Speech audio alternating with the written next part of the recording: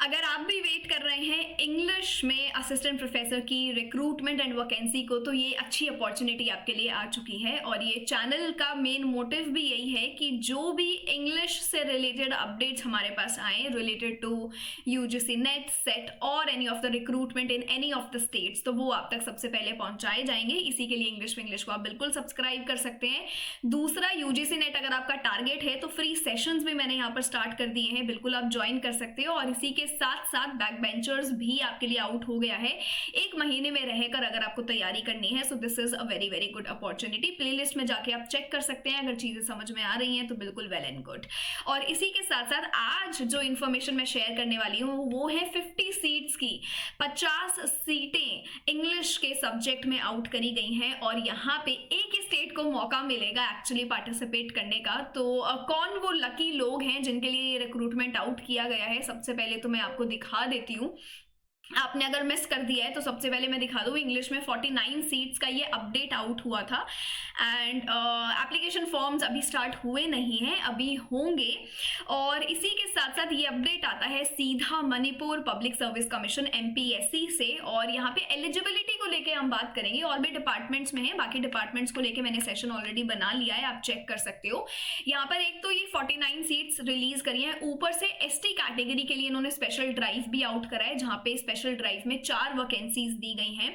Eligibility की जब बात आएगी तो मास्टर्स में 55% आपका होना चाहिए, यूजीसी नेट सेट आपने क्लियर कर रखा हो, ये इनकी मिनिमम एलिजिबिलिटी यहाँ पर रहेगी। इसके साथ साथ आप इंडियन सिटीजन तो हो, बट उसी के साथ साथ आप मणिपुरी या वही ट्राइबल डायलेक्ट बोल पाए मणिपुर का। थर्ड, आप एक परमानेंट रेजिडेंट जरूर हो मणिपुर के, ये इनके एलिजिबिलिटी कंडीशंस हैं। तो बेसिकली हम लोग नहीं अप्लाई कर पाएंगे, but for the people of Manipur this is a very good opportunity and please इसका फायदा जरूर उठाइएगा। इसके लिए जो चीज ध्यान में रखनी है वो है एज लिमिट। और एज लिमिट जो है 21 ईयर्स से कम ना हो और 38 ईयर्स से ज़्यादा ना हो। बाकी रिलैक्सेशन मिल रहा है कैटेगरीज में अगर आप हैं तो।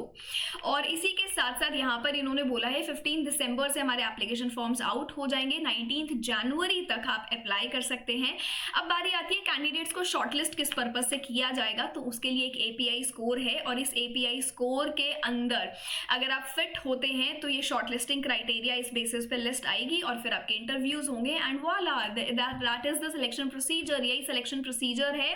बट ये अपडेट को मिस मत करना। And I really wanted to target the subject English कि मैं आपको बताऊं कि एक स्टेट में इतनी सारी रिक्रूटमेंट अपडेट आउट हुआ है, तो आप इसको मिस बिल्कुल ना करें। सिमिलरली हरियाणा में भी इंग्लिश की पोजीशंस आउट होती रहती है, मैं आपके साथ बहुत बार अपडेट्स शेयर करती हूँ।